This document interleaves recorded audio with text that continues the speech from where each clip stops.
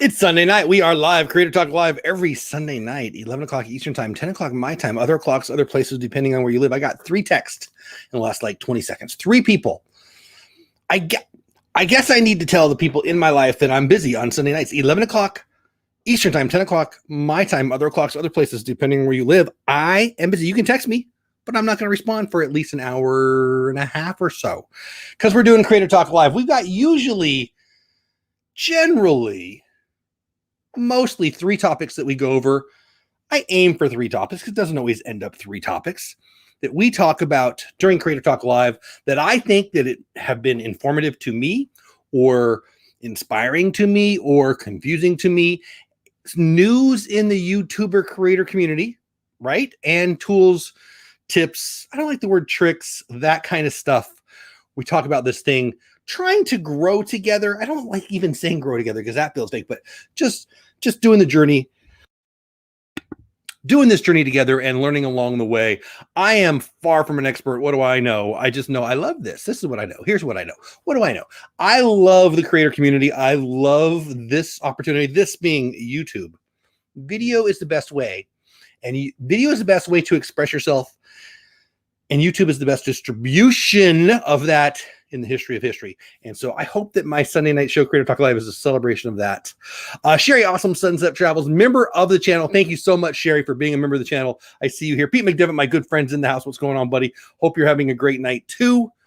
Listen, we're going to talk about a few things. We're going to talk about something I've talked about a lot on the show and in other mediums, places, other opportunities that I've had that I have a very strong opinion about. And then we're going to have an interview. My buddy Bill, Magic of the Mouse Radio, I have a special announcement that I've kind of already let the cat out of the bag on, but we're going to kind of announce it officially tonight. Not sponsored by TubeBuddy, but could be. Click on the link, TubeBuddy.com. Link in the pinned description gets you a free trial of TubeBuddy.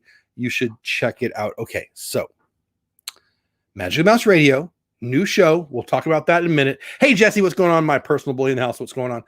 And we're going to get to that in a minute when Bill gets here. But first things first, first topic of the night, short form video, YouTube shorts, TikTok videos, YouTube reels, Twitter fleets have away. Please do not announce you are dating my wife. Miguel in the house, what's going on, Miguel? I was talking about you the other day. I had a friend in the teaching world, and he was talking philosophy, and I said, I know him. Blaine, Rally Creative Live in the house. All right. Uh-oh. Let me send it to you again, Bill, if you're watching. My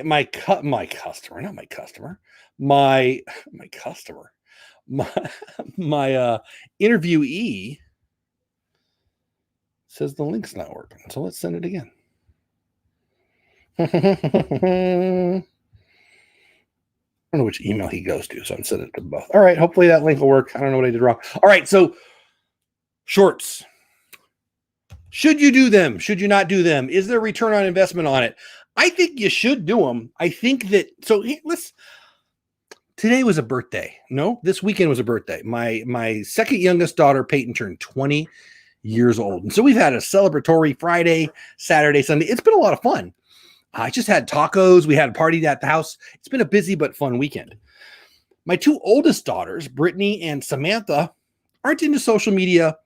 They're into social media different than me. Let's put it that way. Pass older pair. I didn't get to see any of the show. I will watch on the replay. I heard you guys were grilled on the hot seat by my friend and your friend, Kelly. She invited me to come ask you a question, but I just seriously got home 14 minutes ago, so I didn't have a shot.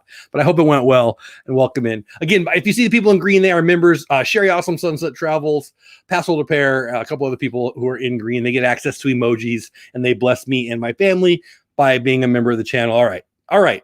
Back to shorts. So my daughter Samantha, about 8 weeks ago, goes, I got on TikTok. I got 800 followers and 20,000 views on my first video. Then my other daughter, Brittany, I just got on TikTok and I got 4,000 views in the first 2 minutes. I'm like, sure you did.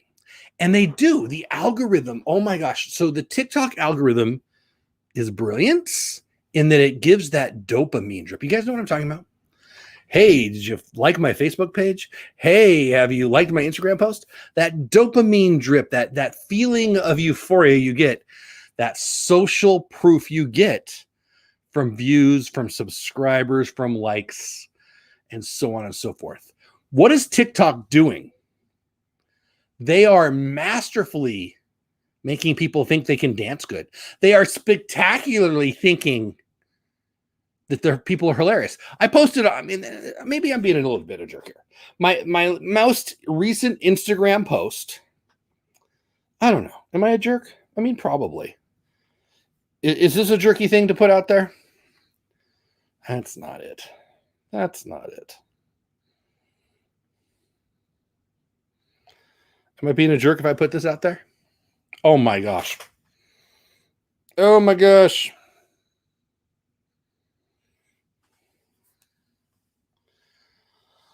Public service announcement. You're lip syncing to laugh track sitcom lines. Not funny. You're welcome. Just my 2 cents. Look at, I don't know what has gotten into, I mean, if you're funny, you're probably going to be funny on TikTok. But if you're not funny anywhere else, but all of a sudden you're funny on TikTok, you might not be funny. It might be the algorithm giving you that dopamine drip, that lie that is that social proof that is people feeling like they're hilarious or beautiful. Like, this is not a dance, okay? Not a dance. Not a dance. Okay. But you do you. What do I care? The great Roberto Blake came to the rescue with some data. I'm a data guy. I like data. You know what data doesn't do? Data doesn't give me its opinion. Data doesn't lie. Data doesn't cry if you disagree. Data just is. And I'm trusting Roberto. I didn't do the math. I'm trying. Hey, Bill, I see you down there. We'll get you there in 1 minute. I didn't do this math. Someone else did. Now, if you don't know who Roberto Blake is, you should. The great Roberto Blake got like 900,000 subscribers on YouTube. He'll be speaking at Vid Summit. By the way, I get to watch. I get to listen live. He has forgotten more about how to grow a YouTube community, a social media community. He has forgotten more than I know. All right. And this is what he did for us. And you know what? I'm going to get to this. Let me say hi to the people in chat because it's going to be a minute. I'm going to go on a rampage here. I can tell. So let's get to everybody in chat. Say hi to everybody who just popped in. And then we're going to talk about this. I'm going to get your opinion. Then we're going to talk to Bill about Magic the Mouse Radio and some other stuff. So yeah, I said hi to Miguel, to Pete, Sherry still here, Passover Pair. What's going on, everybody? I'm glad you guys are here. Riley says, yes, indeed. I have things to announce tomorrow night. Nice. Blaine, I love it. Earth Central in the house. Good morning to you. Or good morning. Good evening to you. YouTube algorithm is crazy too. YouTube algorithm is as fair as anything. YouTube algorithm follows viewers. People decide what the algorithm sends out, right? It's about Cricket. You're never late. You're here. So you aren't going to dance in a bikini on TikTok anytime. If I'm dancing in a bikini, yeah, yes to that part. No to the TikTok part. Disabled Adventures. What's going on? I'm glad to see you guys here. Dance in a bikini. No problem. On TikTok, not so much. Check your Twitter. I will, Cricket. I will. I don't check my Twitter very often, but I will. So the great Roberto Blake did some math for us. Ready? I'm just going to read this to you. By the way, follow Roberto Blake. He's great on Twitter. He's great on YouTube. He's great everywhere. And I did put a link in the description of this video because, I mean, you should be following him. Ready? Straight from Roberto Blake's Twitter from, I don't know, what was this, 3 days ago, 5 days ago, whatever. Here it comes. You'd need 100 million views per month to live off the ad revenue from the short form content creator funds, unless you're getting any of those bonuses they're using to get creators to upload more. Essentially, it's a viral video lottery ticket. I did the math for you. Again, this is Roberto Blake, not me. This is not to discourage you from doing short form content. This is just a dollar-driven analysis of what it costs to get validation from easier viral video views. So like Roberto is saying, I'm not saying, neither one of us are saying you shouldn't do short-term video. You should probably not think that 1 million views in a short-term video platform, TikTok, Reels, YouTube Shorts, is the same. Getting 1 million views on Shorts or TikTok is money equivalent to 500 to 1,000 YouTube videos. Views. 500 to 1,000. So if you do a video on YouTube and it gets between 500 and 1,000 views, you'll get paid like you got 1 million on TikTok. This also, by the way, explains the gap between short form creators' views on their short form content versus their long form content. The larger view numbers are more validating that dopamine we've talked about. Oh man, Dad, I got 400,000 views. No, you didn't. No, you didn't. But when you do the math, that's the core value and the padded follower subscriber counts. My never so humble opinion is it's fishing. I don't fish. I go to Long John Silver's. I go to the, there's a Cajun place over here. Like I'll eat their shrimp. I will get my fish from the drive-thru or the sit down. Okay. But if you want to go fishing, that's a good way to get new subscribers, right? I did a parade video and it did lots of views and I got a bunch of new subscribers. Sherry Awesome Suns and Travels is in the house, right? You still here, Sherry? She got 1 million views. Like look at my voice got 1 million views. Probably like 2 million by now. We brought her on the show. It was a whole thing. And it's here's the value of it. It brought a whole bunch of people to her channel, right? So let me tell you a story. I run a nonprofit and we have a resale shop. We bought a store, 2.3, there's Sherry right there, 2.3 million views. Holy crap. That is so amazing. And that's beautiful. And it brought, how many new subscribers did you get, Sherry? Because there's the value. But let me tell you a quick story. So I run a resale shop. And at the resale shop, we bought a dilapidated building that we fixed up. And next door to us, we had an auto parts store. And I met him, I go over and meet him. And I finally met the manager like 2 weeks into us being there. And we were pretty busy. Our parking lot was pretty busy. And our parking lot connected to their parking lot. And I said, hey, his business picked up since we've been here. Like, you're welcome, right? And all he did was complain about all the new people in his parking lot. So the YouTube shorts, the TikTok viewers, they're gonna bring them to you, right? But what are you gonna do with them, right? So Sherry Awesome Suns and Travels added a bunch of subscribers, and I'm guaranteed. There you go. Thank you, Sherry. Perfect timing. Was just gonna ask you about 6,000 new subscribers. There's the value in that. Now, if she's putting out content that those people connect to, those 6,000 new subscribers do become friends and they become regular viewers and maybe they become members of your channel and maybe they become, they become your super fans, right? They'll watch 4 out of 5 of your videos that you put out, right? So there's the value in it, but you're getting paid off of it. Not happening. Theme park lifestyle, and that's what's going on. So again, I'm just going to read this from Roberto and then let me know what you guys think. Straightforward to me, again, trusting his math, but I love this guy. I trust him very much. Data-wise, as much as anybody on the entire internet. I'll read it again just because there's been some new people popping in, and then we'll talk about it. And we're going to bring Bill on and talk about the radio show. You'd need 100 million views. Now, I can tell you, he based this full-time income on $40,000. You need 100 million views per month to live off the ad revenue from the short-form content. He did the math for us.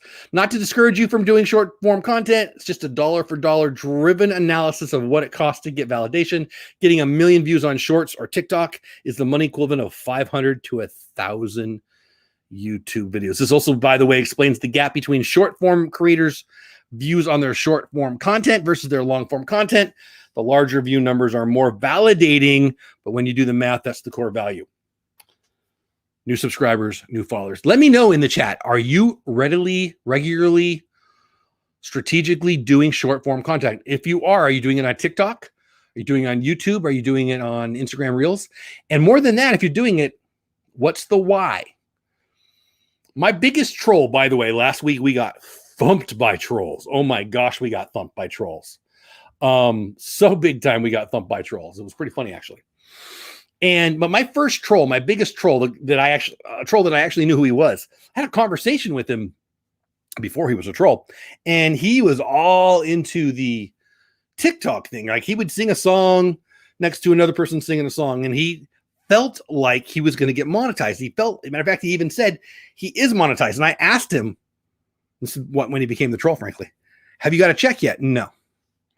So you're monetized, but you haven't have a check yet? No. How are your views doing? Oh, much better over there than on YouTube. The algorithm is so good at spitting out content. And think about those. They're just scrolling. They're just scrolling. They're just scrolling. How is it that anyone is going to earn revenue? If you get that view, but it's 3 seconds, even if you stick around for it, it's 15 seconds. Where do you think the value comes from? So as a fishing tool to bring people, look at, again, Sherry, 2.3 million views. The value, 6,000 new subscribers.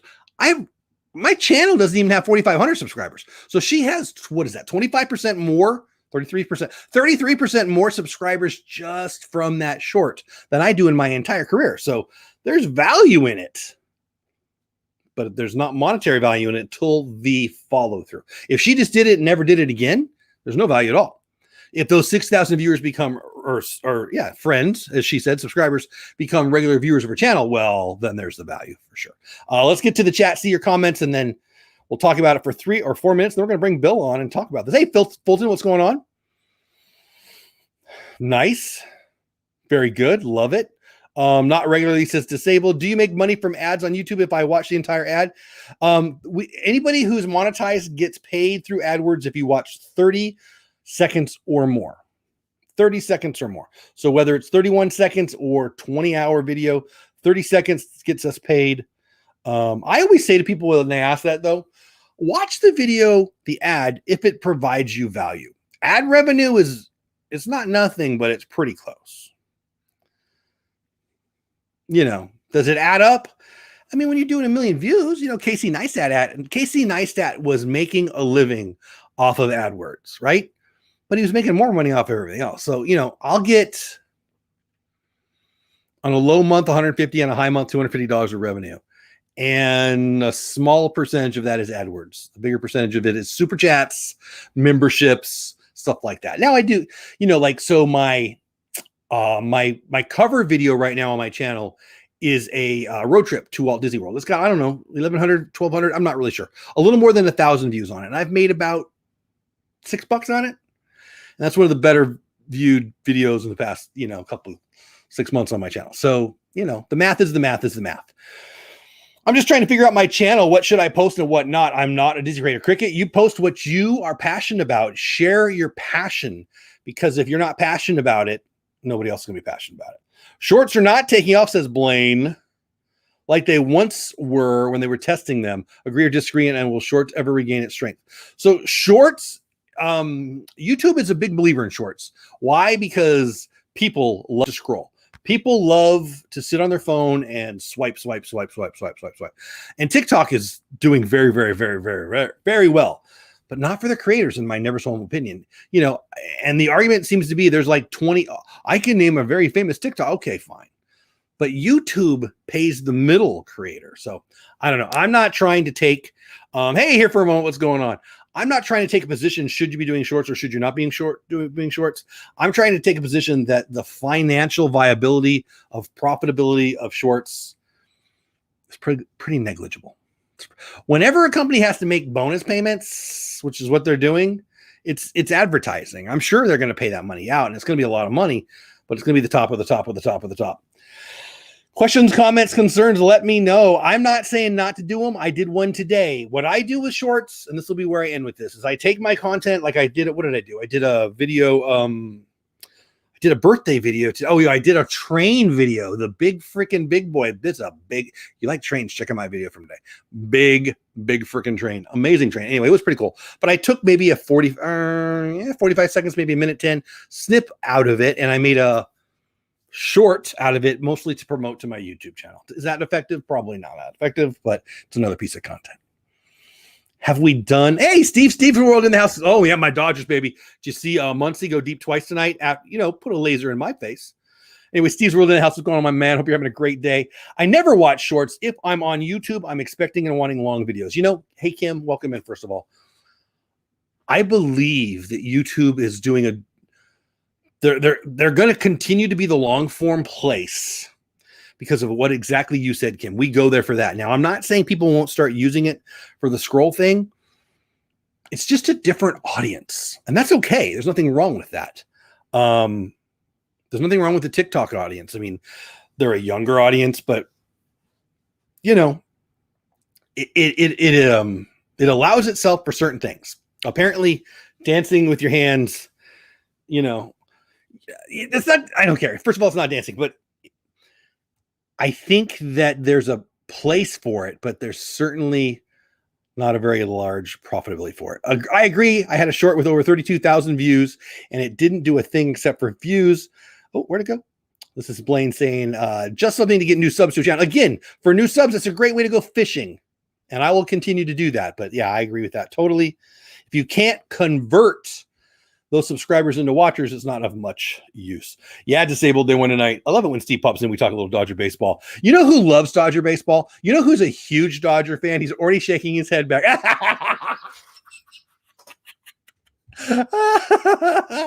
Let's see. Oh, you're killing me. You didn't agree with that? Not at all. Tell the truth. You love the Dodgers more than apple pie. You know, I was sitting back here having a good time watching a little YouTube, and I figured I can deal with one Dodger fan, and then I see Steve pop up, and there goes my night. You know what? Because the Dodgers hurt me this week, 2 out of 3.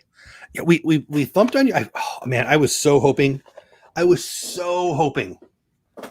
to send you a broom in the mail, but it didn't quite work out. But I know you know. I know you know, but I won't push it too much. Steve, my man, welcome in. You are always welcome, Dodger fan or not. Bill, what do you think about short form? Let's stay with that. So you're a creator all over the place. You've moved over to the radio. We're going to talk about that a lot, but you've done some YouTube stuff. Are you a content consumer of the short form stuff? Are you on TikTok? What do you think about YouTube shorts? And then we're going to talk about your stuff here in like 1 minute. Yeah. TikTok. That's no. I won't even go into that. I had it for a little bit, and it turned me off. I felt like I was watching the old Playboy channel, like, you know, totally 12 at night. Yeah. I put a little thing on my Instagram today. I think it makes people think that they're funnier than they are. They're better looking than they are. And they're apparently we're all really good dancers, only if it's vertical. I don't understand it, but I mean, I do understand it in the sense that the algorithm is amazing. But again, you're getting 3 seconds of a video view. How do you think you're going to get value out of that? Let me check these questions. I see somebody asking me to look up something that they said earlier. You might need to restate. Best way to get me to notice it is to put question or comment in caps, and then I see it. We're not a fan of shorts, says here for a moment. I don't know anyone who has received actual genuine subscribers. So I have. I've gotten probably a couple hundred from my shorts. I mean, that's nothing to sneeze at, but it's not, you know, it is what it is. I miss Bush League baseball. You know what, Pass Holder Pair? I do too. It was a fun show. I'm sorry I'm late. Just got back from the condo from Epcot. Pearl, you're never late. I appreciate you being here. Bill, Magic the Mouse Radio has taken off. First of all, tell the people who are here, what the heck is Magic of the Mouse Radio? For anybody who doesn't know already. Yeah, I hope I'm not lagging here. It looks like it a little bit on not on my end. Not on my end at all. It's just something that I started last year because you remember myself and my son had the podcast, Magic of the Mouse podcast. Mm-hmm. In my eyes, I think that's how I met you, actually, isn't it? I'm pretty sure. In my eyes, I thought that, you know, it was a disaster because I could never get the sound right. And it was not a disaster. Yeah, well, in my eyes, it was.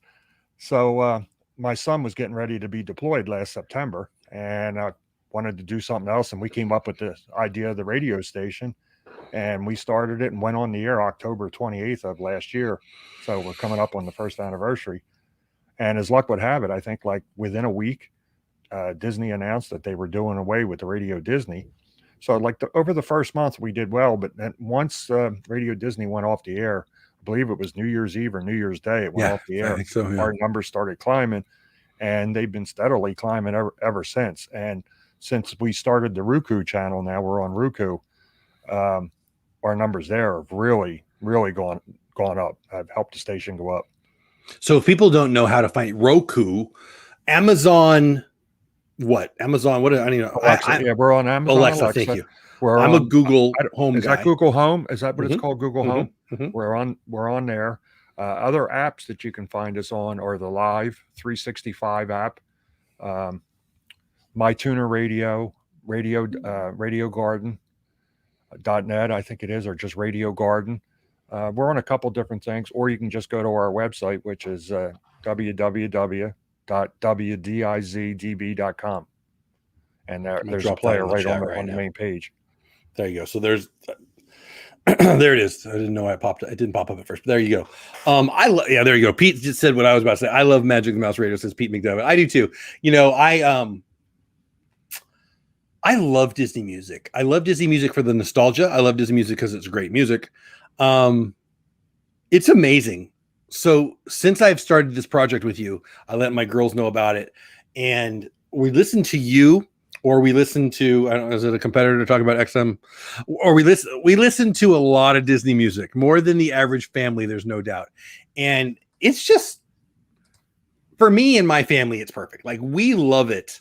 Hey, Just Got Dizzy, what's going on? Hope everybody's having a great night. And a bunch of new names, or not a bunch of names, a bunch of names I haven't seen in a while. Welcome. Hey, Noel, speaking of the devil, what's going on, Noel? So glad to see you guys. I love it. What made you think to do a Disney channel? Because I know you have another channel that I want you to talk about, but why a Disney channel? I've always been a big fan of Disney since my first trip there in March of '72. So I've always been a big fan. And I've always followed Disney over the years and just about all the movies that came out. And I think how it got brought up is my son, I forget what movie came out around last fall before he left. And he said, have you heard the soundtrack yet? It's pretty good. Was it Poppins? And it might have been. I can't remember. There's so many songs I've uploaded now. Yeah. But we kind of started kicking around the idea, and I looked at, all the different host options that I had, and we wound up narrowing it down to one. And I went with them for a while, and with the licensing, it was just a hassle, because with my son gone, with just me doing the reporting at the end of every month was taking me like a day and a half just to do that, and not be able to deal with anything else. So we wound up going with Live 365, because what I pay per month, the licensing is included. Now, we should probably talk about the newest show. I hear that the new host is unbelievably good looking. I don't know. He's not here tonight. I don't see him. Disney Countdown. Is that what we ended up calling it? I'm pretty sure that's what we call it. Disney Countdown. Disney Top 100. The top 100 songs of all time. So let me just, a little inside baseball for everybody. So he asked me if I wanted to do the show. I don't know how we came up with the idea, whatever. And I said yes, feels like months ago, right? And then, you think the thing to do is just to start cutting some. We'll make it bite-sized. So we're going to do 5 songs at a time, 100 songs. So that's 20 episodes, right? And they'll run one a week through the beginning or till the end of the year. All that sounds easy until you decide you got to pick. First of all, you got to pick 100 songs. Then you got to rank them. So it was hard. So I asked some of my friends to send in their top 5, whatever. But I got my list down to about 140 songs. And that was hard. That took weeks. Then I would listen to your station. I would listen to the Disney XM series station, and I'd hear something new. Like, oh, I got to throw that up there. Or then I'd hear something. I'm like, why I can't be way down there. I got to move it up. It took me, no joke, months to even cut it to 100.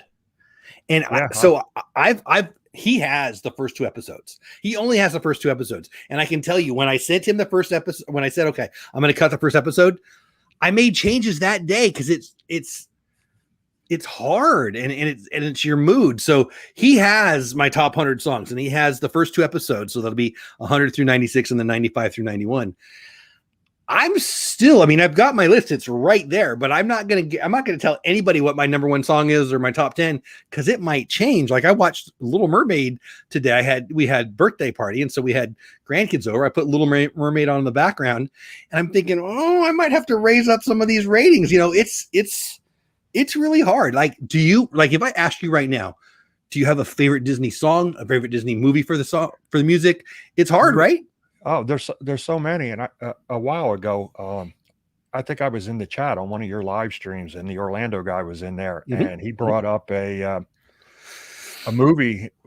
I don't know. I brought up something about soundtracks, and he said now it's going to slip me here, the Hercules soundtrack. And that was just unbelievable. Or no, the Hunchback of Notre Dame. I'm sorry. Me and you had that conversation. Yeah. After that night, I think the next day we talked.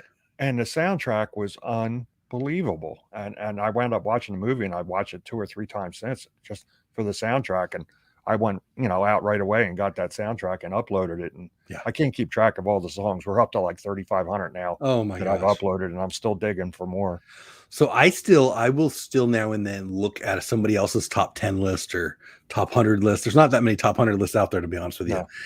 But when I find the top 10s or top 40s and I get to their number one, I swear to you, maybe 1 out of 4, 1 out of 5 that I've seen, their number one song is not even on my top 100 list. Like, that's how diverse of Disney music the universe is. I mean, how many songs do the Sherman Brothers do? I mean, I could do a top 100 songs with the Sherman Brothers probably. Oh, they through the late 50s, I guess, into the 60s and early 70s, they did so many. And I even found an album that was put out by one of the Sherman Brothers' sons.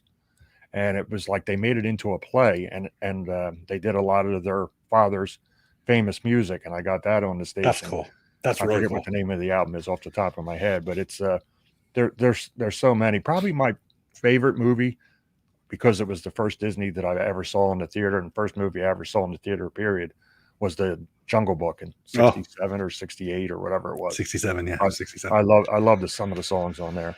I do too. My mom called my dad Mowgli, that was her nickname for him. And I love that. There's some classics, and that's definitely at least a couple songs on the top 100. Just Samson in the house. What's going on? I just saw the message you had up there, and Noelle was saying hello. I'll be in to see her tomorrow for a catering order. Nice. Noelle's awesome. I think that I've said this. I think maybe on social media somewhere. The hardest fun thing I've done this year was putting together my top 100 songs. Now, they're going to be able to hear the top 100 songs. Now, let's explain. So the first episode is going to be song number 100 through number 96. I give a little tidbit on it, a little trivia about it, and then we play the song.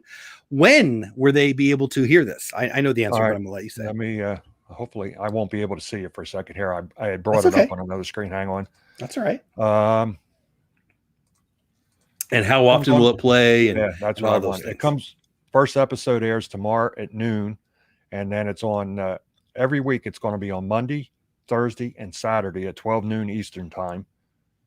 And then there'll also be replays Monday, Wednesday, Friday, Saturday, and Sunday at 7 p.m. Eastern time. Nice. So that one episode will play all those spots each week, and then the following Monday we'll have a new episode. So we'll have new episodes every Monday right through Christmas. And what we're going to do is, rather than have the final 5 on the Monday, we're going to have New Year's Eve. That show will air for the top 5. And then I'm setting up a playlist as you give me the songs and all your audio and all like that. And I'm setting it up. And on New Year's Day, I believe I have it set up. It's going to start at like 10 a.m. It'll be the whole top 100. That's going to be awesome. That's going to be awesome. The top 100 songs in order, my opinion, at least, ranked from 100 all the way to number 1. If I were to ask you right now what your favorite Disney song is, do you have an answer? There's so many of them. I mean, I listen to so many of them because I listen to them. I bet you do. I mean, since we've talked about this, I've listened to Disney music a ton my whole life, but since we've started this project together, I'm listening to it even more. And I know what's number 1 on my list right now, but I won't articulate it. A, because I want to be surprised, but B, it might change. I don't know. I'll tell you what, honestly, a couple that you had in your top, first 10 so far that I have uploaded, like 3 of them I didn't have on the station, and now they are on the station. One I never even heard of. And, I love that. Yeah. Is that the Pixar one that we talked about? Yeah, the short one or whatever, the shorter film. Yeah. Hint, hint. Never even heard of that. Do you like that one now? I have to ask. I mean, because I love that one. It's pretty good. I don't know. I think the songs, obvious choice is the ones that came out of Frozen. That song has got to be their most popular ever. My top 100 has songs from Frozen, Frozen 2, and the Lost Frozen Adventure. So there's just so many. It would be nerve-wracking for me to try even. It's hard. 25. Passholder Pair says Val's, his wife, is Under the Sea. Definitely on my list. It's funny too. Like when I listen to music now, whether I'm listening to yours or Sirius XM, I'll find myself saying to Paula, my wife, if she's in the car with me, that's on my list or that's not on my list or whatever. I should probably not say that on the show here to give away stuff. Mine is Bella Nota. from Paso says Paso the Pair. Inspirational says Feed the Birds. The whole Mary Poppins album could be in the top 5, 10, whatever. My favorite Disney song is Out There from Hunchback of Notre Dame. One of my daughters, I think that's her favorite one, actually. And very the good. Tarzan Love soundtrack was a great soundtrack with Phil Collins. Yeah, there's some great songs on that soundtrack. Really brought his career back, to be honest. He was a star. Yeah, he was in kind of started to sort of fade retirement and then, while his kids were growing up, and that got him back out front again. Exactly. Well, and Elton did that with Lion King. Lion King, oh my gosh, There's the Lion. I don't even know how many songs in my top 100 of Lion King, but there's quite a few. There's quite a few. I love that one. Yeah, it's been a lot of fun. So tomorrow, noon Eastern time, 11 o'clock my time, 9 o'clock Pacific is the kickoff, is the opening, right? It's the first episode. Nice. And it'll play 4 times during the week. Is that what you said? Yep. It'll play Monday. Hold on, let me bring it up here. It'll play Monday. And I'll put this all on I'll put this out tomorrow on my Instagram and some other places too. I might even put out a video sometime I'll put out a video sometime this week about it to give everybody the schedule, and it'll be on the Dole Whip webpage. Not that anybody goes there, but we'll put it up there too. Monday, Thursday, Saturday at 12 noon. And then Monday, Wednesday, Friday, Saturday, and Sunday at 7 p.m. Eastern time. Now, how do you go about deciding what you put on the channel? I love your Instagram. You pop on there, you get a new soundtrack, you put it on there. I love how you make those announcements. But how do you determine which one? I go on Amazon, I buy the albums or I buy the song. And I was just on the it's coming out this week, the We Like Theme Parks podcast the other night. And Chris from over there asked me about the original Tron movie. Yes. If I had the soundtrack on there. And I didn't. So I went out and got that. And just I was going to say, I think I just saw you put that on there, didn't you? Yeah. So I just uploaded that the other day. And the one big thing that I was on for a while, and I'm always in the look, and I haven't been able to find anything new, is from the actual theme parks. The music you would hear in the theme parks, either from the shows, the parades, the fireworks soundtracks, or anything like that. And I've got them from all 4 parks, in Japan, well, more than 4 parks, from Japan, France, and obviously the 2 here. And I've been big for me listening to is the ones from Japan, because a lot of the ones where there'll be a narrator in it, where either for the fireworks or whatever, it'll be in Japanese and then also in English. So they've been fun to listen to. That's very cool. I love that kind of stuff. Checking Bone says Grim Grinning Ghost and You'll Be in My Heart from Tarzan. Yeah, at least one, if not both of those, will be on my list. I'd have to say Hunchback and Tarzan. They're probably, since I started the station, they're probably 2 of my top soundtracks, along with Frozen. Now, when you decide what to play and how often to play it, are you going for the biggest hits, or are you trying to have a lot of this? You want a little bit of everything, or do you want whatever? Yeah, and it's in a set rotation, so you're not going to hear the same song every day at 3 o'clock. We got it set in a steady rotation, and I don't even go for Disney produced albums. Like I was telling Chris on the We Like Theme Parks podcast the other night, I have an album. It's a country album that was put out probably 10 or 15 years ago with all the top country artists. And on the album, they each did a song. Oh, okay. Yeah. And there's another album that I got not too long ago, Brian Wilson from the Beach Boys. Yeah. He did a whole album of nothing but Disney songs. And I have that on. He had a bunch of his friends do stuff on that. Yeah. On that and probably one album is one of my favorites. And I think it was late 60s, the album's from Louis Armstrong. Oh, and he did a whole album of Disney songs. Really? See, I don't know. I knew the Brian Wilson one. Yeah, that album's phenomenal. It's a really good album. I think it's called Satchmo Does Disney. I believe that's the name of the album. I'm gonna check that out for sure. Just Sampson says Circle of Life, Lion King. I love the Lion King. I love the Lion King music. I love the Lion King, but the Lion King music I like even more than the movie. I mean, it's just spectacular. I even like at least one of the songs from the Lion King that made my top 100 isn't on the Lion King movie. Hint, hint. But we'll get to that. You'll have to listen and watch. Just listen, I guess. That's another thing that I found recently. A lot of the movie soundtracks, I've come across some of the bonus things that didn't make the album. Where they were in the studio rehearsing the song. And there's a couple of those that I have up now on the station also. That's so cool. I love that. So when I listen to Disney music, like I want to hear the classics, but I love that about what you do. There's also the, I guess the lesser known stuff. I don't even know how to put that. Like the volume of Disney music is spectacular. Now, one thing that I had trouble with when I was putting together my top 100 is what to count as a Disney and what not to count as Disney. So I'm going to ask you, Disney movies are Disney movies, but did you, whatever you want to use there, count in Pixar music? I know the answer is yes. Yeah, No? they own. I mean, Disney owns it, correct? How about Star Wars? Disney owns it. I mean, Marvel? Disney, as long as, it might not been their original content, but they own it now. So it's, technically it's Disney. I was having trouble with Hamilton. Yes. Yeah. I'm not a fan. So, but yeah, so well, I am. And there's a couple songs on there that I love, but I didn't put it in my top 100. It didn't feel like it fit, but yeah, because it was on its own little thing. I didn't put Marvel in. There's not a lot of original Marvel music. That's mostly soundtracks. I don't think, does Disney actually own Hamilton, or did they just buy the rights to be able to put it on Disney Plus? I think it's that. Yeah, I think it's what you said the second half. I think they just had the distribution rights. Yeah, but I mean, it's hard to do. It was hard for me, like Star Wars, the Imperial March, the Cantina song. They're great. There's some great soundtracks.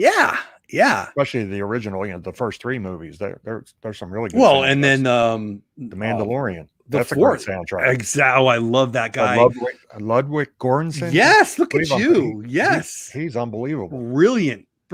There's a show on Disney Plus about him that is just mind blowing. Where about the different things that he came up with for making the sounds. Wasn't that? I want to be that guy. That blew my mind. Yeah. He's a genius, that's for sure. Just Sampson says Imperial March. Yeah, what was it? Duel of the Fates, which was in number 1, which was our 4th movie, I believe. When Obi-Wan and Qui-Gon. Oh boy, look at my nerddom flying out. Take care of Darth Maul. Well, or he takes care of that. Whatever happens, that Duel of the Fates is great. But yeah, come on, the Cantina song that's so great. Good. So good. Cricket says, Jeff, Disney paid $75 million for the rights, Hamilton. Yeah, again, I think that does not equate to ownership. I think that was more of a COVID thing. I mean, that they knew they had just launched Disney Plus, and Hamilton was still really big.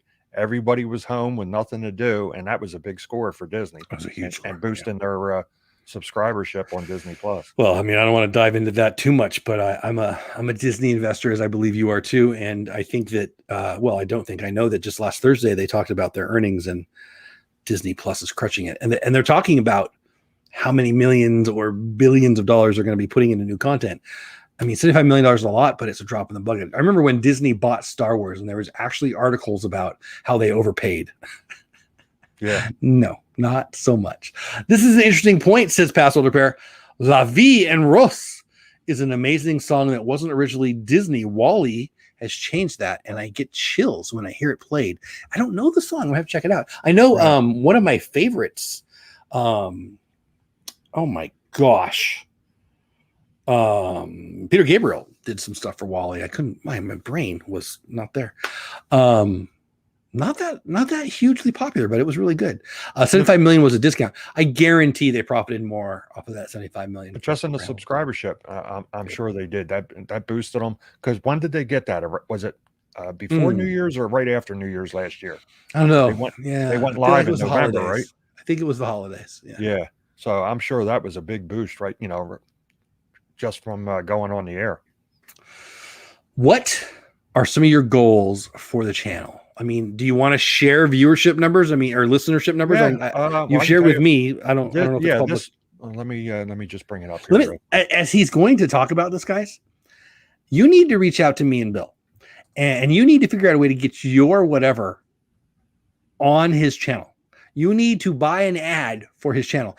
He is blowing up, and it's just an opportunity. It's a bunch. If you've got a YouTube channel, it is a bunch of ears that don't yet know you on YouTube. It is an opportunity. We need to get Bill having the official, Sherry, looking at you, the official Disney travel. There's so many people listening to this and it's growing like crazy, and he'll share with that in a minute. And then when you're done with the numbers, whatever you want to share with that, I want to talk about something Something about a manatee. We're gonna have to talk about it. Here. Hey Brian, what's going on, buddy? We're a little over 17,000 listeners so far to date this month. And since January 1st, we're at 467,000 listeners. And just to give you an example, let me see if I can get that's the one thing with the platform that I have, the listenership isn't very good. And right now it's a little slow. It's not. Yeah. The data on radio is a lot like podcast data, right? It's not as robust as Google, but it's definitely growing every month. And, I can see like guys that have the podcast on the station. We have 10 podcasts on, and they'll ask me all the time how the show's doing. And I can't tell what the total listenership is for that hour. But if I come on, say they're like Kingdom Clubhouse, Walt and Melissa from Mouse Talk, their podcast, I'll look and there might be 20 listeners right now, but then 2 will go away and 3 more come. So over the course of the hour, and it's not just from here. I mean, we have a lot of listeners from England, a lot of it Japan, and we have a big listenership in South America. That's awesome. Our Facebook page originally that I had started for the podcast, I had started doing ads, and I did a few ads, and then I did one to run because every August there's always in Disney, you always see the trips with the people carrying the flags with their tour group, from Brazil or, from South America. So I did it there, and we have a lot of listeners that listen regular from South America. So I'm going to buy you one of those shirts. I'm huge in Brazil. But seriously, guys, I mean, I'm not joking. I'm not joking when I say, I mean, there's an opportunity here, and me and Bill have talked about it. When I'm done with the show, that's what I'm going to do. I promised I would do for him. I'm going to try to sell some ads for him on his platform. I just think it's an opportunity. I mean, I have no doubt that it'll help my YouTube channel grow by having a regular presence over there. And you've got people who are already doing that through podcasts. Yeah, we have Donna Jaworski. She has an ad with us. Walt and Melissa from that Mouse Talk. Myers and the Mouse. Pete McDevitt has an ad on there. You have one. There's and our podcast that we have on there. And like I said, we're up to 10 podcasts, and we're looking to add one more in the coming week or so. I think one is kind of dropped because they got into a bunch of things, and I'm sure they don't really have the time to get me to stuff because they got a couple new shows and all going now. But we have kind of varied podcasts. We had Disney Assembled, who was a father and daughter from not far from you. I believe they're outside of the Houston area, Troy and Mimi. We have husband and wife, Brandon and Krista with Disney A from up in Canada.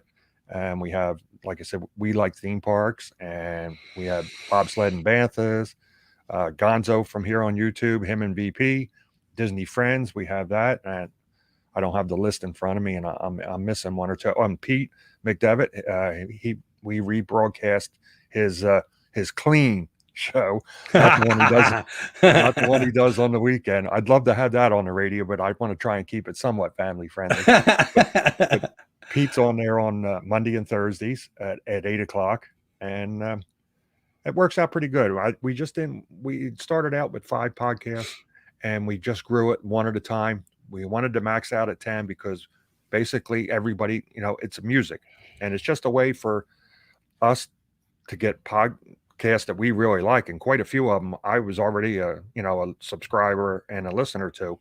It was a way for us to get them out to other people. And in the same time, they were helping us out because they had an avid following already that, they say, hey, we're on Win-win. Mouse Radio. Yeah. So we're helping each other out. It's worked out good. A couple, 2 or 3 people, Blaine and Mike, I think, messaged. They were interested in ads. Yeah, email. You can email Bill directly. You can email me. Either way, I've told him I was going to really push ads. But either way, reach out to him or reach out to me or both, whatever you want to do, and we'll start talking about doing that. The one thing too, I brought up on the podcast the other day is I believe I have an ad on the station for myself. That's if you don't hear it on the station, if you're a listener and you listen all the time, there's something you don't hear. Send me an email and I'll get it and make sure I put it on. That's like I said with Chris the other night. He brought up Tron, and I went out and got it and put the whole album up. So that's the thing too. I love that. Like some of the soundtracks, there's lesser known songs and songs that aren't that popular. But I try, if I get the whole album, I put the whole album up. Sherry asked, question, does Bill not do Spotify anymore? I think you mean his podcast. The last episode she saw that was the podcast. We got the 25 episodes, and like I said, I could never get the sound right because my son was in Texas, and trying to patch him in on the phone, I couldn't get the audio to the quality of the other podcast that I would listen to. You know, so, I don't know that I want to say this live on the show, but I am gonna. I've got 18 more episodes to get to Bill, but when I'm done with getting those episodes to Bill, and I'm hoping to do 2 a week, and so hopefully that'll be like 9 weeks. So if that goes to plan, what I'm planning on asking Bill is, do you want to do? I will happily host a Disney music podcast, and we'll see. If he says yes, I'm going to do it. If he says no, I'm still going to do it. But we're going to promote Magic the Mouse Radio over there. Yeah, I'm open to trying anything. It'll be fun. You never know what's going to hit. I got 100 episodes right off the bat with 100 songs, so it'll be easy. Well, we'll see. You got two. I got the first 2 uploaded, but the final countdown, the top 10, that might be in December of 2025 by the time they air. Yeah. So I mean, but an episode a week, 5 songs, that does get us right till Christmas time. So that's beautiful. Yep. Like I said, on New Year's Eve, that'll be the top 5. That'll be the final of the countdown, and it should be fun on New Year's Day. The whole I'm excited about it. Playing. I'm excited about it. I think and based on your first 2 episodes, the time of each episode, it'll probably wind up being about an 8 to 10 hour day of all the music. I found it interesting. Doing episode 1 felt longer than episode 2, and I think that was just because of the nugget, the trivia, the nuggets. I mean, some were more of a story and some were quick. And I think when I just put it all together, I think it was a little bit shorter. The second episode, yeah, you can go as you go into before. If you got some little nuggets about especially whoever wrote the album or the singers in the album. There's so much interesting trivia out there. But that's the thing with a lot of the Disney movies that come out. A lot of the movies are 2 soundtracks. Mm-hmm. There's one with the singing and all like that, and then the other one's the original score. Soul. And I loved great. Soul. I loved the Soul soundtrack, and Jean-Baptiste, who is a very famous soul singer, jazz guy, he did everything with lyrics. And then the guys from 9 Inch Nails, that was Trent Reznor, I freaking love that guy. He did the soundtrack stuff. Mind-blowing good. So I love Trent Reznor, but it doesn't sound like 9 Inch Nails. It sounds, I mean, I don't even know. It's like, it's beautiful. You should listen to it, but it's soundtrack. Is that your new boy crush? I always thought it was Oingo Boingo. What's his name there? Danny Elfman. So I love them both. I've loved them. Disney soundtracks. Danny Elfman. Oh my gosh, yeah. He'll be on the countdown. Trent Reznor, 9 Inch Nails. I love his story. I love his music. I think he's a genius. But yeah, there's no lyric. I mean, I don't know. And we could do a soundtrack show too, but that's a whole nother conversation. We're running out of time. We only got like 6 more minutes. Not that we have to end on the hour. Just regularly, I try to end on the hour and to be respectful of you and the viewer. Let me I want to ask you about. Go ahead. Then I have a question. Give out my email in case anybody has a song or that they want to hear. Mm-hmm. It's Bill, BILLSR. I'll put it in the chat too. Yeah, it's BILLSR, Bill Senior at WDIZDB.com. WDIZDB? WDIZDB. We definitely had put in, I don't know if it's not like your regular FCC or whatever for the radio station, but the DB is digital broadcasting, so we got letters. Okay. And yeah, Cricket, been watching the chat. Cricket, prayers for you. I hope everything goes okay. Hope you get better soon. And if you want to talk about ads, send that message to Bill that way too. If you have a song you want to add or soundtrack you want to, make sure you reach out to him. I mean, Jeff, you're pretty much you said you were going to handle that. I mean, they could send it to me and I can forward it to you. They want to make it easier to handle it to Jeff. He's going to be our VP of advertising. I do love that stuff. I'm not going to lie. And I love the channel and I want to be a part of it. I do. Last but not least, also looking forward to, I'd like to have a few more people doing what you're doing. If anybody's interested in the show. Yeah. Anybody's interested, all you got to do is give me it is a lot of fun. Give me the list of the songs and you do an audio. If you got a good way to record clean audio, and all you got to do is that was another thing that took me a while. The learning curve on what am I using? Audacity. Just because I'm not expert on it yet. Well, like I said with the podcast, well, you know, I was talking to you the one day, my laptop almost went out the window. And if I it wish I had wasn't video for, of that. You were Apple wasn't for plug. Mike Russell on YouTube, I Let use me tell you that. Adobe Audition. That guy is a Adobe Audition genius. I mean, he's got so many short, like 2 to 5 minute videos, and he'll just use one thing, and he'll teach you that one thing in that couple minutes about Audition. And I learned so much from there. That's awesome. Cricket asks where you can listen to it. There's the link. It's also like Roberto Blake's information is in the description because we talked about him earlier. Oh my gosh, Pascal LePere, thank you so much. The information for Bill's channel is also in the description. Mike Andorval says, great stream tonight. Glad to be here and not exhausted from work. LOL. Your shows just make us happy, child. You make me happy. Thank you so much to Mike Andorval, Pascal LePere, $10 super chat. You guys mean a lot to me. I hope you know that. I'm huge fans of what you do in your real life. So keep being you, my friend. But I appreciate that so much. I'd love to have other people, you know, if they have any ideas that, you know, they'd like to do, even a weekly show.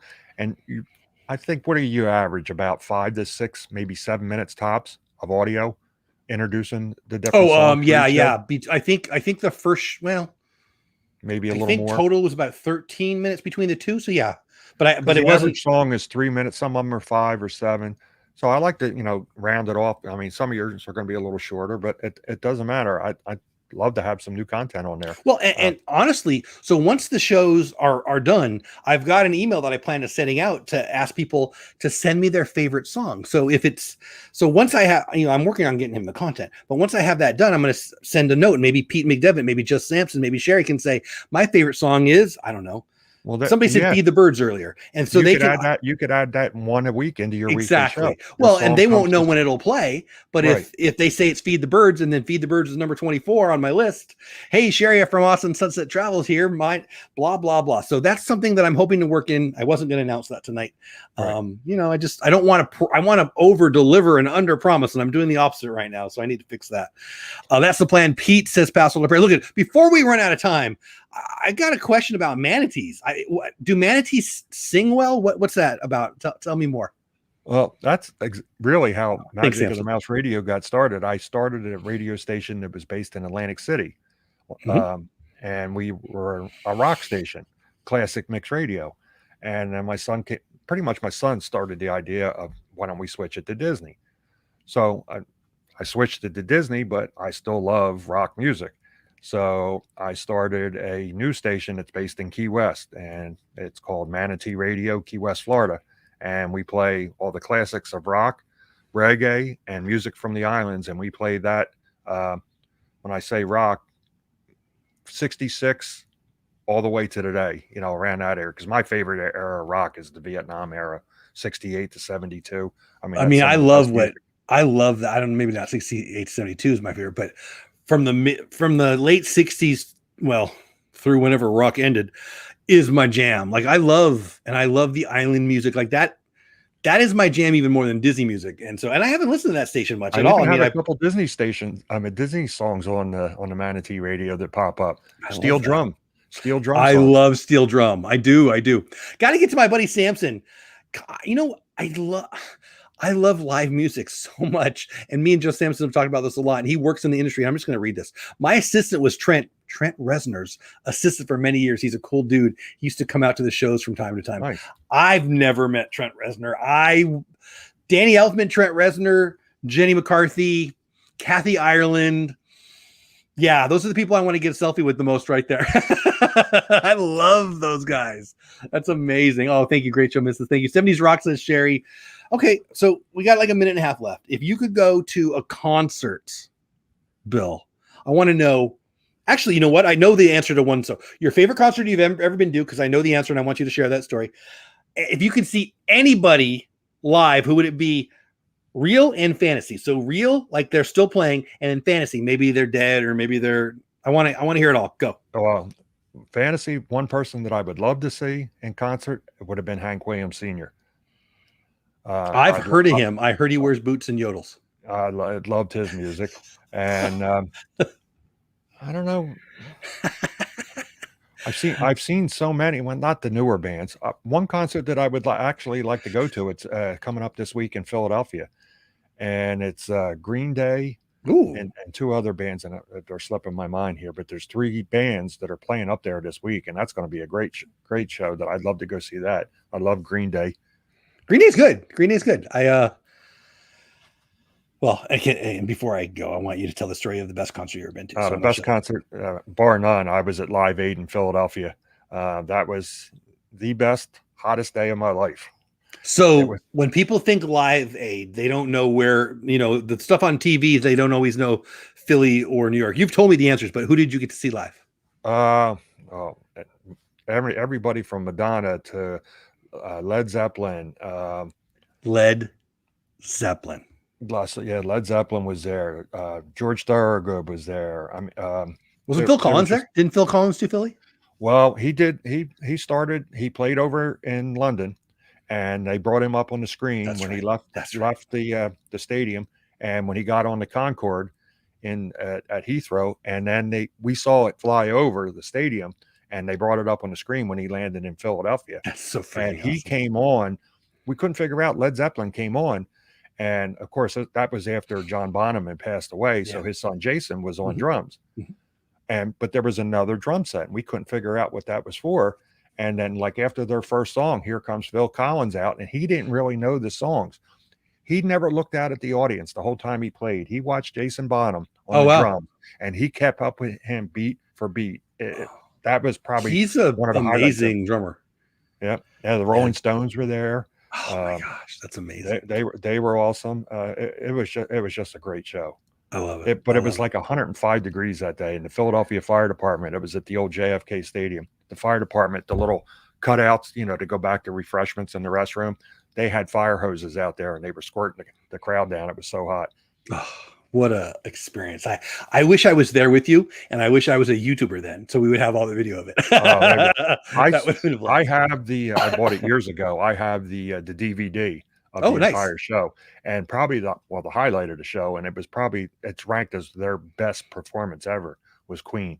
Oh yeah, that performed over in England. Of the stuff that we have that we can watch, that people got a video of, that's the greatest rock performance of all time. You can't know because nobody was everywhere, right? But of the things that are out there in the public, come on, that's the way he manages.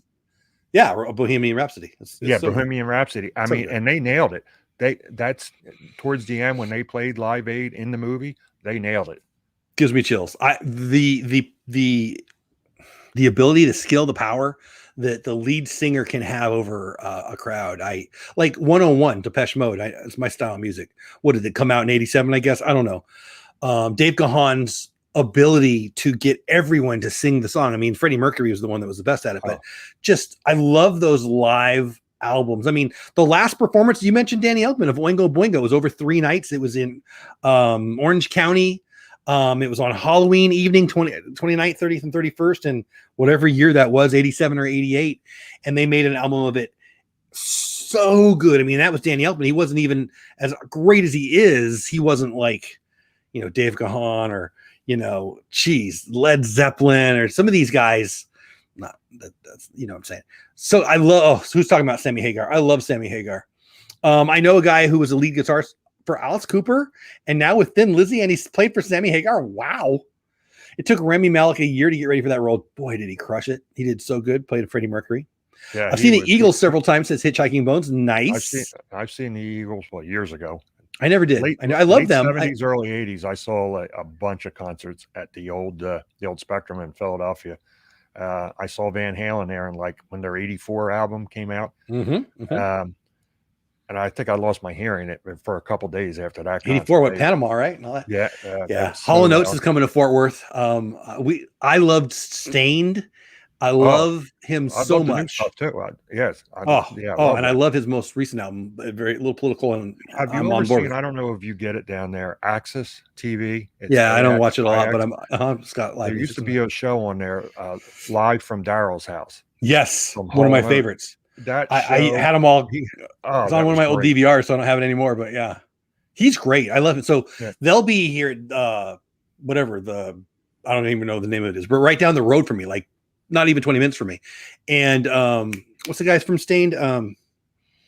whatever his name is. He'll be in Dallas, but it's my anniversary. My work anniversary is October 7th. My wife likes him even more than I do. Hey, content coach, what's going on, buddy? Welcome in. Glad to have you here. And it's on October 7th in Dallas. So I could buy tickets. We could go on our anniversary, but we're going to be in Disney. So it didn't work out. I went to Chicago, Doobie Brothers. So I admit it. Don't beat me up. I like Chicago. The first concert, I can't remember the second group, and it's the problem with getting old. The Steel Pier in Atlantic City, where the famous, I'm sure everybody's heard of it, the old famous diving horse.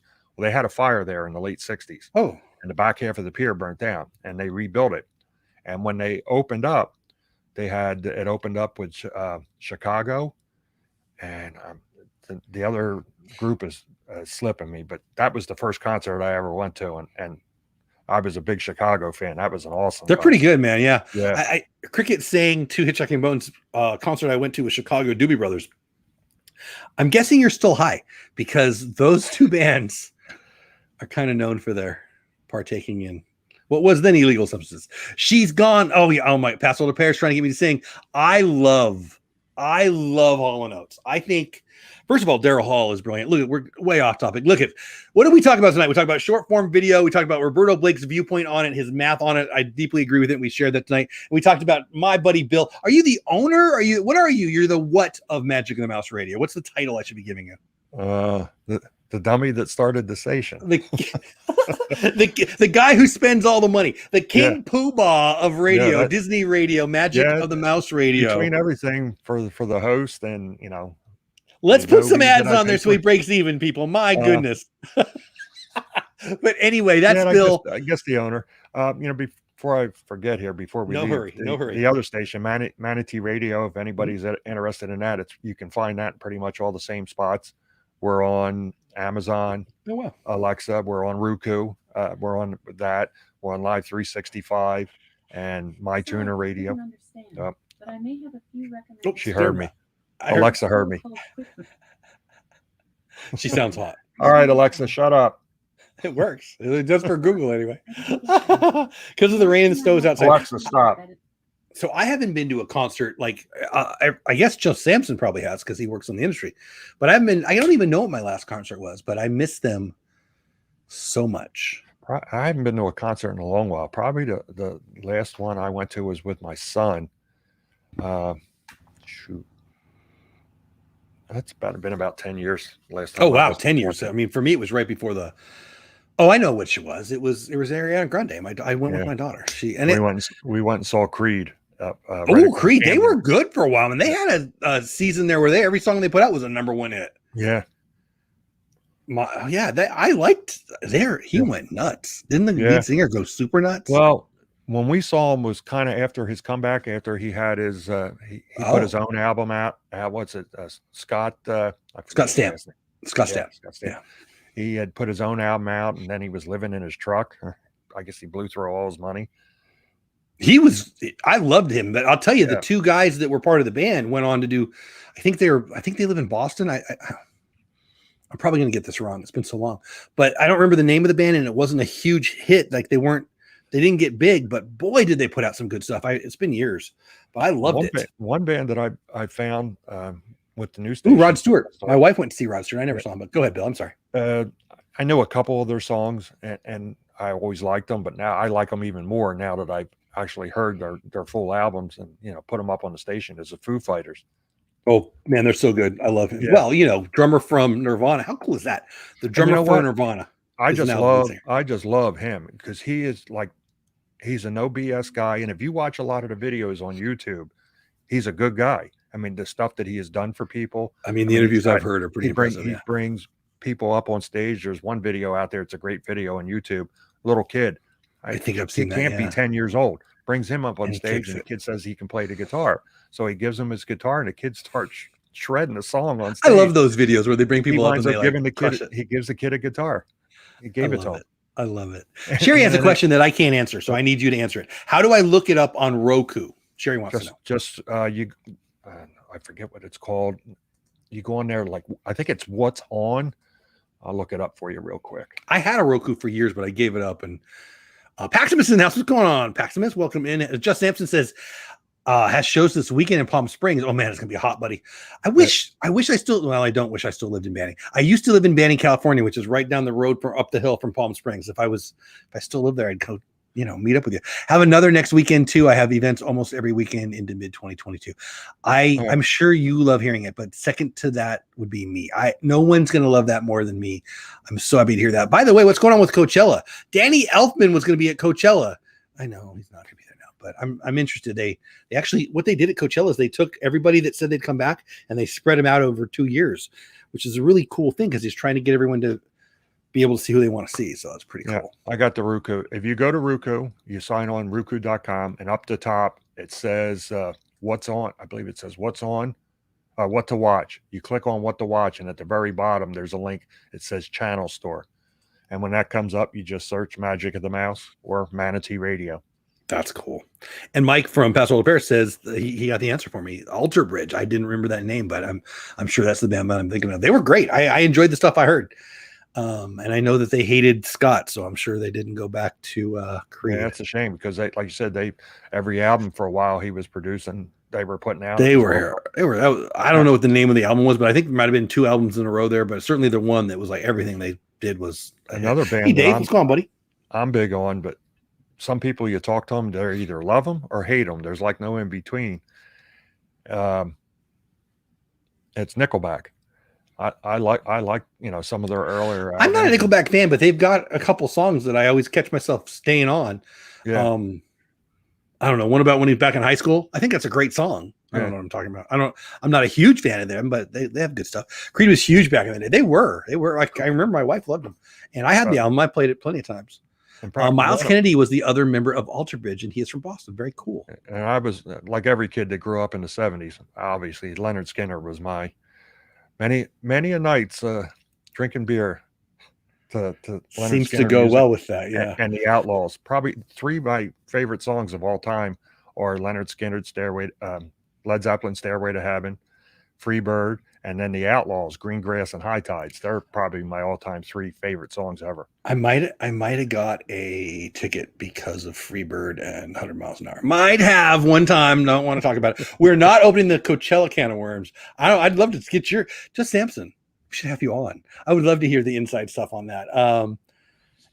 And there is no in between for Creed either. Yeah, I don't care. You know what? Here, you want to watch how my ego is comfortable enough to say this. While I won't wear Crocs, I do listen to Barry Manilow. Oh, I saw him in concert. I would totally go. I saw him in the round at the old Spectrum. I would totally go to that. I love Barry Manilow. And not that he was a rock. I saw John Denver in the round. I love John Denver. I would love to see Bon Jovi. You know what? Hey, Bon Jovi. Where is my man here, by the way? 4,000 subs, Rob Fuzz tonight. If you don't know, you should know. Rob Fuzz, my friend, 4,000 subscribers. He hit it tonight, and he might have a relationship with John Bon Jovi, and it's pretty cool.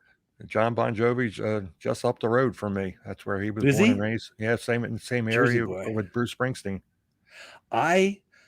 Slippery When Wet and New Jersey. Those 2 albums, I probably have them both memorized. Love that stuff. I saw him a couple times in concert. He was great, says Cricket. My Own Prison, good song, was a monster hit album for Creed. I saw Scott Stamp play a show in a coffee shop in Orlando. Wow. He just walked in with a guitar and played. That's cool. I hope he's okay. Like I remember seeing some interviews with him where he was gone. Yes, Rob is the man, and he is close to John Bon Jovi. It was very cool. Very cool. You talk about, she brings up just showing up in a coffee shop. My stepson back in high school, he went away with his friend's family on a vacation in the fall down to the Outer Banks, and they went to, I forget Joe's Crab Shack, I think they went to in the Outer Banks somewhere down there. Yeah. And they went to have dinner one night, and they see all these instruments up there, and who comes in, and they're going to do their whole tour set that they're going to do, getting ready to go out on tour. Rush. They're playing in a Joe's Crab Shack. Nobody had any idea they were going to be there. I have a Disney story that's like that. I didn't see okay, so we are not Disney Springs. What's it? Downtown Disney in Anaheim, and we're there. And I don't know, we're having dinner, we're shopping, whatever we're doing. It's what we lived in Southern California. We were there all the time. And it's the Hard Rock. Yeah, the Hard Rock was there, and somebody in concert. Wasn't really her. It was Britney freaking Spears. But the the billboard said some no-name person, and she was about, it was, you know, they go and do their shows 2 or 3 times, but she wanted to have a crowd, so she played a couple times under a pseudonym, so how do you say that? Name? Yeah. And it was her. I didn't see it. I was having dinner, but everybody was coming out and all these, it was nuts. It was crazy. A lot of them do that. You know, like I said, they want to rehearse in front of a live audience before their tour starts. It's like a comedian, right? They're trying out their stuff and they, you know, get everything right at the time. Used to show up all the time at the Stone Pony. I mean, that's where he got started, but Sure, he would always go back there and play. Yeah. I saw him. I don't know if I've told you this. I saw him live at Final Four here in Dallas. In the rain, they had 3 straight days of free concerts. It was amazing. And I don't even consider myself a Bruce fan, but he put on a great show. It was amazing. Matter of fact, Tom Morello.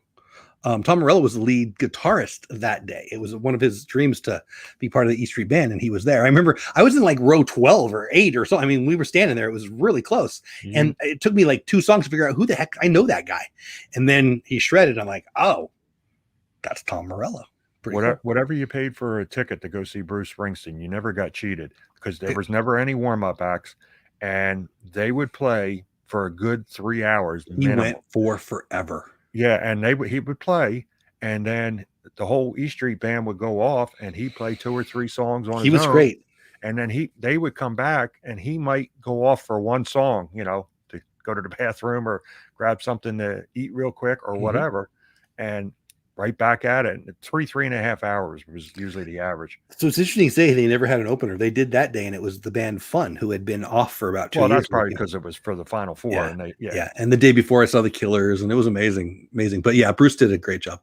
So we've been all over the place. We talked about shorts and short form video. We talked about Magic of the Mouse Radio and Manatee Radio. Do you type it in Manatee Radio? Is that how they're going to find that? Yep. Type Manatee Radio and it'll come up. Manatee Radio Key West. You can't miss the logo. The logo is awesome. Manatee. It's like a pirate manatee with a mug of beer in his hand. It's perfect. 5 o'clock somewhere. And there's WDIZDB.com, where you can find plenty of places to listen to Magic of the Mouse Radio, including my show starting tomorrow, 12 o'clock Eastern time, 11 o'clock my time, other clocks, other place, depending where you live. The top 100 Disney songs of all time, the Disney Countdown, a new show every week, all the way up to and including New Year's Eve, where we'll crank out all 100 songs. It'll be all me all day. Sounds like a freaking party for me. What else you want them to know before we close up for the night? Ooh, love me some Journey as well. Love it. Love it. I like Journey also. Me too.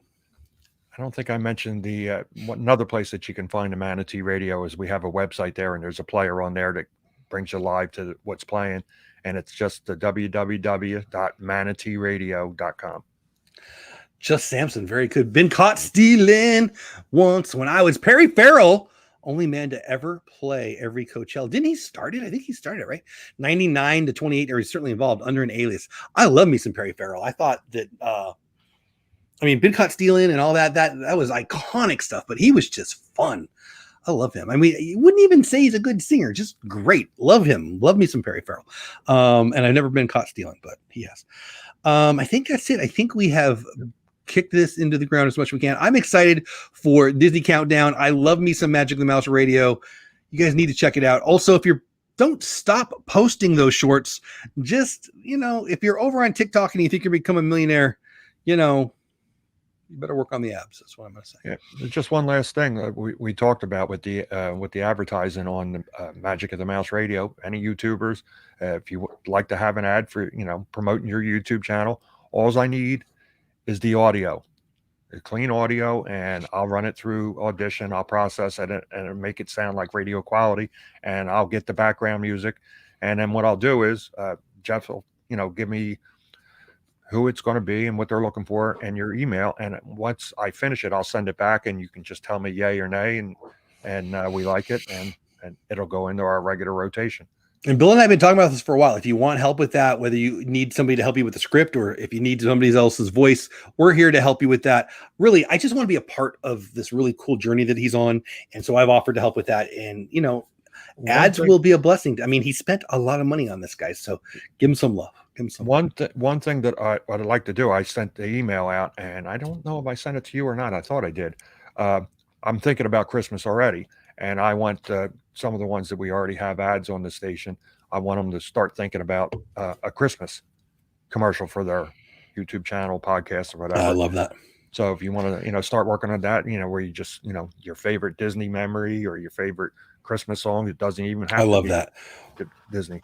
Well, and that, I won't even say that, but that's so cool. I love the idea of that. Lollapalooza, of course. When I was thinking Perry Farrell, that's what he started. Lollapalooza, of course. That's right. I remember that now. All right. I think that's it, guys. We went a little long tonight. I apologize, but not really. It's not like we have to end on the hour, and you guys don't have to stay. So thank you for staying 20 minutes late. I appreciate everybody. Appreciate you, Bill. Appreciate Magic the Mouse Radio. Thank you, Pass Solar Pair. Thank you, Pass Solar Pair, for being a member and for the super chat. Thank you to all my members up there. Sherry, Awesome Sunset Travels. Anybody who was new here, like your content coach who I just met, welcome in. I'm so glad to see you in here. And so many other people. Say thank you. There's one person in there said they've listened to Manatee Radio on Live 365. I think it's inspirational. Yep. Love it. Thank you. Appreciate it. There it is. So guys, please give him some love. Check out Magic the Mouse Radio. Check out Manatee Radio. Also, just check out all the stuff. Get over to his website. Give him a follow over on Instagram too. By the way, your Instagram is? Just search Magic of the Mouse Radio or Manatee Radio. There you go. Our Facebook, we're up to almost 12,000 followers on our Facebook. It's Magic of the Mouse there, and we're Manatee Radio on there also. And I will see you next Sunday night for another edition of Creator Talk Live. Also Monday through Friday. Missed Thursday and Friday, but last week. But thank you. There you go. Pax Misses, member of the channel, using all these emojis. Thank you, buddy. Appreciate you being here. Monday through Friday, Good Morning Disney. We will be there tomorrow talking about a Disney YouTuber and the very, very, very cool thing they did for kids at the parks recently, and a bunch of other stuff too. That's every Monday through Friday, including tomorrow, 9:15 or so my time.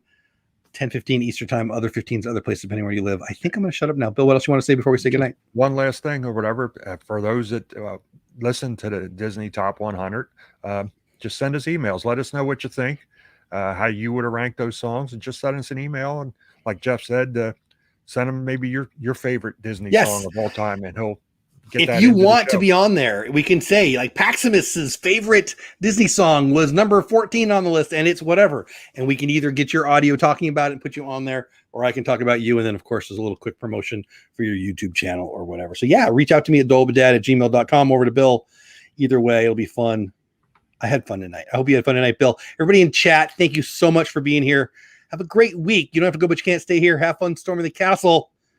Unless you want to storm the castle, and then sit the heck down. Later, Bill. See ya. Don't really leave, Bill. Bye, everybody in chat. Love y'all. See ya.